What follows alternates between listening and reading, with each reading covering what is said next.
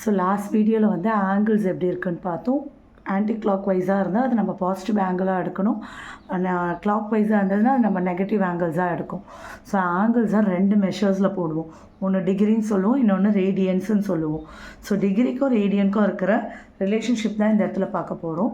So நம்ம வந்து one complete revolution வந்து எவ்வளோ எடுத்தோம், 360 டிகிரின்னு சொல்லிட்டோம். அப்போது ஒரு கம்ப்ளீட் ரெவல்யூஷனுக்கு.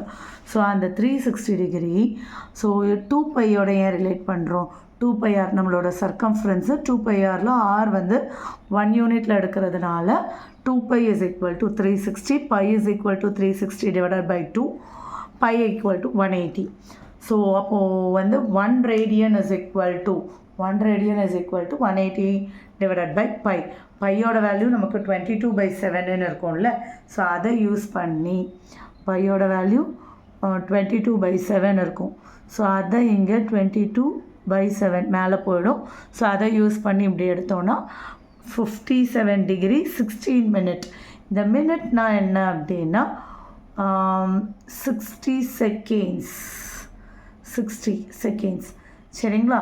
ஸோ அப்போது நெக்ஸ்ட்டு அதே 1 டிகிரிக்கு வேல்யூ எடுக்கிறோம் அப்படின்னா π/180 அதை ரேடியன்ஸ்ன்னு சொல்லிடலாம். சரி, okay. Radian measure, degree measure. So நமக்கு ரேடியன் மெஷர், ரேடியன்ஸில் ஆன்சர் வேணும் அப்படின்னா நமக்கு கொடுத்துருக்க டிகிரி வேல்யூவை π/180 மல்டிபிள் பண்ணோம். நமக்கு டிகிரியில் ஆன்சர் வேணும்னா கொடுத்துருக்க ரேடியன் வேல்யூவை 180 டிவைடட் பை π மல்டிபிள் பண்ணிக்கணும். அவ்வளோதான். நெக்ஸ்ட்டு இப்போ டிகிரிஸில் இருக்குது, அதோட கரஸ்பாண்டிங் ரேடியன்ஸோட வேல்யூ இந்த இடத்துல கொடுத்தாச்சு. அவ்வளோதான், ப்ராப்ளம்ஸ் போயிடலாம்.